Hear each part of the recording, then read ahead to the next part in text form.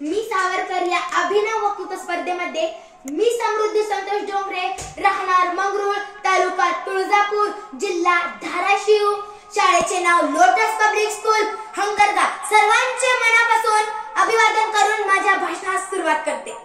कवी मनमोहन म्हणतात, कवी मनमोहन म्हणतात, विश्वात फक्त आहेत विख्यात बहादूर दोन, विश्वात फक्त आहेत विख्यात बहादूर दोन, जे गेले आईसाठी सागरास ओलांडून, जे गेले आईसाठी सागरास ओलांडून, त्या हनुमंतानंतर त्या हनुमंतानंतर आहे या विनायकास मान, या विनायकास मान।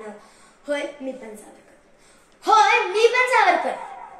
मित्रांनो, सावरकरांचा बालपण म्हणजे जीवनक्रम लहानपणापासून प्रेरणा देणारा व रोमांचित करणारा आहे। एक राजकीय नेता, विज्ञाननिष्ठ, महान कवी, स्वदेशी प्रेम व सच्चा देशभक्त,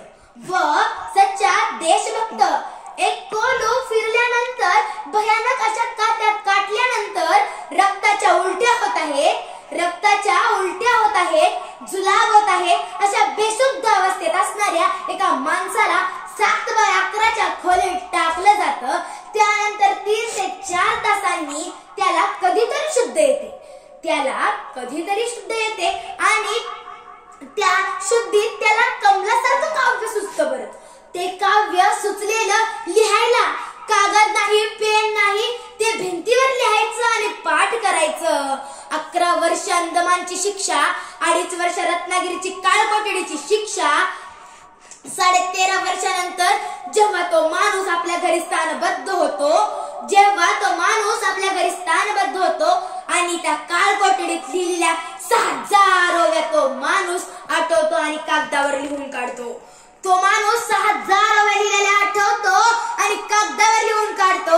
एवढा महान माणूस मी तरी माझ्या आयुष्यात कधी बघितला नाही। एवढा महान माणूस मी तरी माझ्या आयुष्यात कधी बघितला नाही, म्हणूनच मी पण सावरकर, होय मी पण सावरकर। दक्षिण आफ्रिकामध्ये नेल्सन मंडेला यांनी 27 वर्ष शिक्षा भोगून कृष्णवर्णियांसाठी कार्य केले, म्हणून आपल्या भारत सरकारने त्यांना बोलावून भारतरत्न पुरस्कार दिला।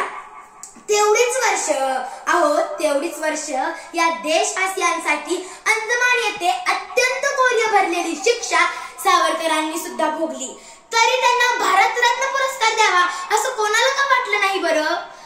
तरी त्यांना भारतरत्न पुरस्कार द्यावा असं कोणाला का वाटलं नाही बरं?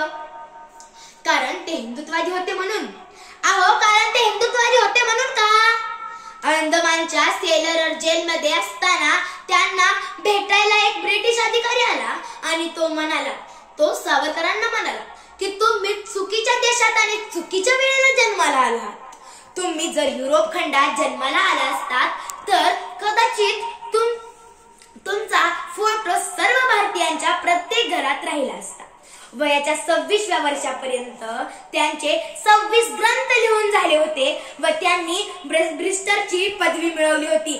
त्यामुळे त्यांच्या देशप्रेमामुळे ब्रिटिशांनी त्यांची ब्रिस्टरची ही पदवी काढून घेतली व ब्रिटिशांच्या विरोधात मी कधीही लढणार नाही असे कागदावर लिहून घेतलं आणि सही केल्यानंतर ही डिग्री बहाल करू असे सांगितल्यानंतर ते म्हणाले की डिग्रीचा कागद घेतल्यावरच मी ब्रिस्टर होतो असं नाही, कारण ही कल्पना मुळीच मूर्खपणाची आहे।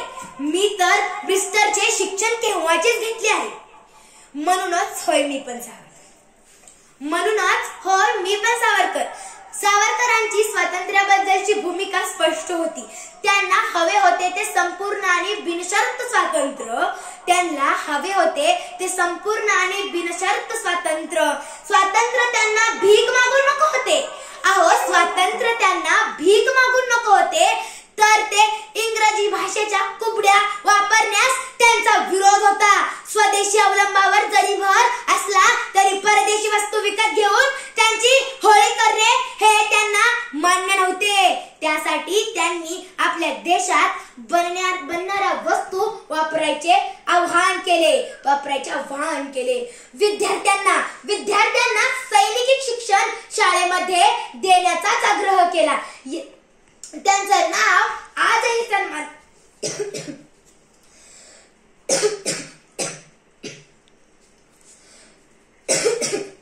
आजही सन्मानाने विनायक दामोदर सावरकर फक्त इंग्रज संघर्षासाठी ओळखले जात नाहीत, तर ते एक लेखक, एक अभिवक्ता होते. तुम्हाला माहित आहे का की सावरकरांना वीर सर्वप्रथम कोणी म्हटले? त्यांच्या पाठीमागे सुद्धा एक कथा आहे. ऐकायची ती कथा. काँग्रेस विरोधात बोलल्याबद्दल सावरकर यांना ब्लॅकलिस्ट करण्यात आले होते. प्रत्येक ठिकाणी त्यांचा विरोध होत होता. अशा परिस्थितीमध्ये सुप्रसिद्ध लेखक व नाटककार प्र. के. अत्रे यांनी त्यांची साथ दिली. त्यांनी आपल्या पुण्यातील लालमोहन या थिएटरमध्ये सावरकरांचा स्वागत समारंभ आयोजित केले. काँग्रेसने कार्यक्रम झाला व हजारो लोक कार्यक्रमासाठी आले होते. काँग्रेसने याचाही विरोध केला होता. काँग्रेस सरकारने थिएटर बाहेर गोंधळ केलाच होता. तसेच व काळे झेंडे दाखवत होते.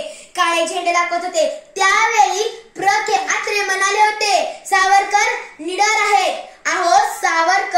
निडर आहेत. जो व्यक्ती काळ्या पाण्याच्या शिक्षेला भिला नाही, तो काळ्या झेंड्याला का घाबरेल? यावेळी सावरकरांना प्र. के. अत्रे यांनी सर्वप्रथम सर या नावाने संबोधले व